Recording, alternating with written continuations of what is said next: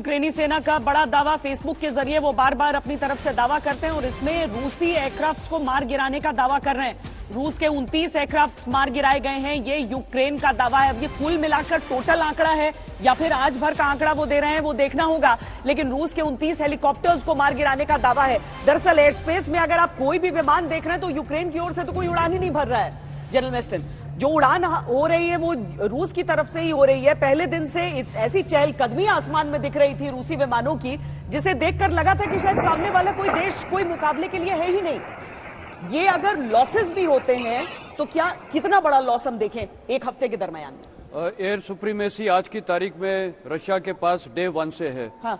तो ये लॉसेस कैसे हो रहे हैं और कितने हो रहे हैं इसका वर्णन करना बहुत मुश्किल है, क्योंकि अगर एयर सुप्रीमेसी है तो मेरे ख्याल कुछ और स्ट्रेंजर मिसाइल से फायर किया होगा और थोड़े से एयरक्राफ्ट डिस्ट्रॉय हुए होंगे, इसको हम मान सकते हैं। हाँ। लेकिन उसका एंड स्टेट क्या निकल रहा है? आज आप कितने भी डिस्ट्रॉय करिए, लड़ाई जिस स्टेज पे पहुंच गई है वो बहुत भीषण स्टेज पे लड़ाई पहुंच गई है, उसका एंड स्टेट क्या होगा? अभी तो अब उनके फोर्सेज आ गए हैं, ग्राउंड फोर्सेज जो कीव और खारगिव को कैप्चर करने के लिए आए, तो एयरक्राफ्ट डिस्ट्रॉय भी हो जाए उससे लड़ाई में कोई फर्क नहीं पड़ेगा। अभी है इसको लड़ाई को कैसे रोकना सारा, और रशिया का एम है कि लड़ाई को खत्म करना, उनका है रेजिस्टेंस है।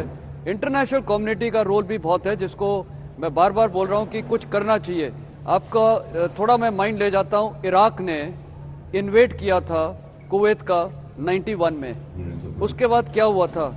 यूनाइटेड स्टेट्स गई थी, ऐसी नहीं चली गई थी, उसको पूरा यूएन सिक्योरिटी काउंसिल रेजोल्यूशन 678 में पास हुआ था वहां पर, तो उन्होंने ठीक है मैनेज कर लिया, पर obviously Russia has also voted for it.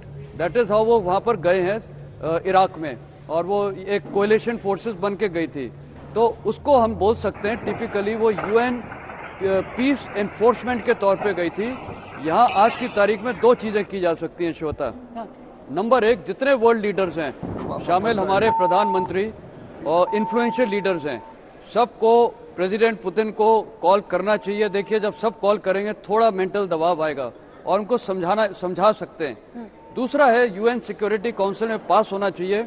Veto तो रशिया करेगा, लेकिन कोई इमरजेंसी कोई पावर देख के या कुछ कोई मॉडिफाई करके, मेरे ख्याल अगर यहाँ सीज फायर का ऐलान करवाएं तुरंत, और फिर UN peace enforcement, not peacekeeping, peace enforcement force भेजी जाए, तभी इसका कोई समाधान हो सकता है। नहीं तो ये तो अभी स्पाइरल आउट ऑफ कंट्रोल हो चुकी है।